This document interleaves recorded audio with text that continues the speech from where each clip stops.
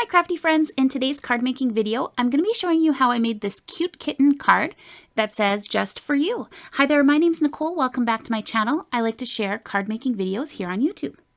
Okay, so to get started here today, you can see I've already gone ahead, pulled out my Misty, and just gone ahead and put this cute little kitten stamp to the front door of my Misty, which I am stamping in some black dye ink. So the stamp set I'm using today is from Altenew. It's called Cat Lift. It's a layering stamp set. So essentially we have this outline image that I'm going to stamp in black, and then in a moment we're going to move on to some fun layering stamped images to color in these cute little kittens.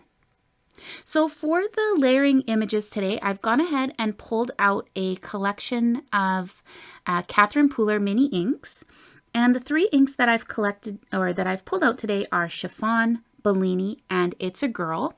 The reason that I went with these three ink colors is because I know that when they blend together, they're going to create nice, just nice colors if the blends overlap. And later on in the video, we're going to be doing some stenciling where we're blending these colors together. So I wanted to make sure that I didn't pick out any colors that if they touch are going to turn, into a muddy background. So as you can see here on the screen, I've just gone ahead and started using the layering stamps that come along with this stamp set. And so for the layering stamps, because they are honestly pretty easy to line up, I've gone ahead and just mounted them to some clear acrylic blocks.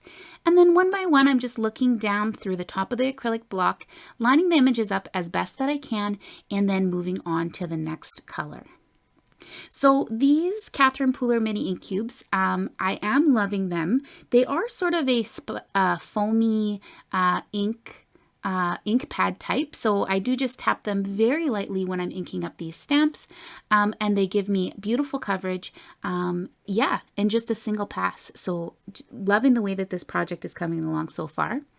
I did want to mention here that, as you can see, this stamp set also does come with some super cute layering stamps to color in their little accessories on the kittens. So as you can see here, I did go ahead and stamp in that bow tie using the Bellini ink, and then also went ahead and stamped in the little handkerchief on the kitten in the middle. So after I've gone ahead and colored in these kittens, I am going to go ahead and cut them out. So there is a coordinating die that you can get for these guys. So off screen, I did go ahead and zip that through my die cutting machine. And then while I was die cutting, I did also go ahead and cut out a few layers of the kittens just from white cardstock. So as you can see now, I'm moving on to the background. So I've gone ahead, pulled out my Wendy Vecchi Make Art Station, and I've also pulled out this stencil. This stencil is from My Favorite Things. It's called Small Brick Wall. It's an older stencil, but really I'm sure that, we all have tons of background stencils in our stash that we could use for a technique like this. So what I've done is I've pulled out some scrapbook.com mint tape to just mask off a few rows of that brick background for my kittens, because I decided that I didn't want to go ahead and ink in the entire background. I just wanted to pick out a few rows of that stencil. So next up, as you can see here, I have a blending brush. This is a Catherine Pooler small blending brush, and I'm just going ahead and kind of applying those same three ink colors I used before in rainbow order. So starting with the pink color nearest the center, that one's It's a Girl, followed by Bellini, and then adding in Chiffon around the edges. So as I mentioned earlier, this is why I wanted to make sure that I didn't have any colors that were going to blend together and, create a mess or create mud. So that's why I went with these three colors that would fit nice together in a rainbow, essentially. So just going back and deepening up each of those colors a little bit, adding just the intensity to each of those colors one by one. So once I'm happy with the blend and the way that it's looking, I'm just going to go ahead and set my blending tools and my inks aside, give this a quick wipe down, and then we are ready for the big peel and reveal. So far I'm really liking the way that this is coming along, and we're going to just go ahead though and trim it down just a little bit.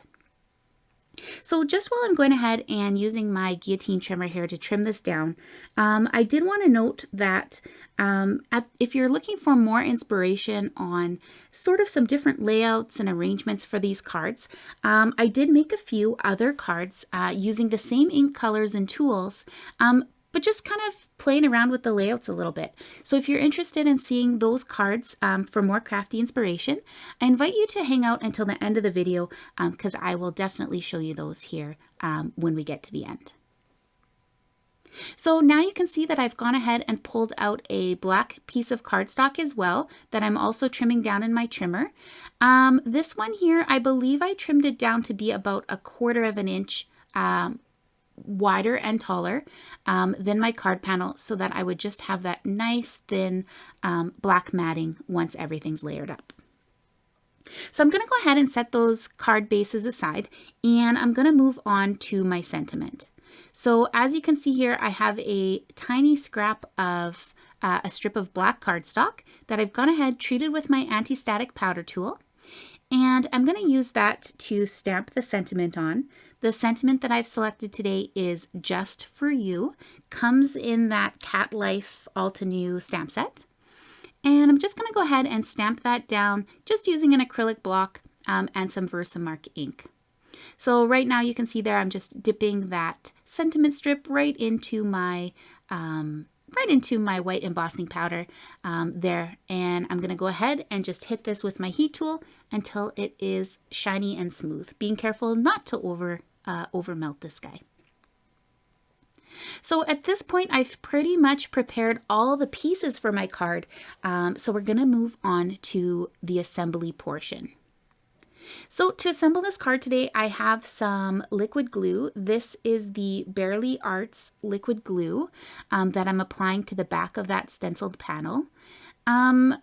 Honestly, I do like to use a lot of the time the different types of tape runners to adhere card panels together. But because the edge around this mat, this black mat, is going to be so narrow, I really wanted to use a liquid glue just so that I would have that couple moments of wiggle room so that I would get really good placement. So that's the reason I'm using liquid glue for this guy. So just kind of looking down, making sure all the edges are even, and then I'm going to go ahead and press that down to secure the stenciled pattern. So once I'm happy with this panel, I thought it would be fun to pop it up using some foam tape. So as you can see here, I have a piece of fun foam that I have just gone ahead and stuck down some double-sided adhesive to on both sides.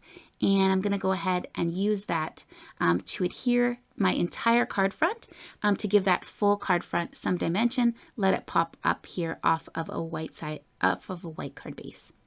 So this card base today, the final card size, it is an A2 size card. So the final card is going to be 4 1/4 by 5.5 inches with the fold on the side. So the next step here for the assembly is going to be to put these little kittens together. So I'm just going to go ahead and add some glue to all of these die cut pieces, stacking them up for some dimension. As you can see, once again, I'm using the liquid glue just so that it gives me that couple extra moments of wiggle room so I can make sure that these are aligned up perfectly before they're permanently adhered together.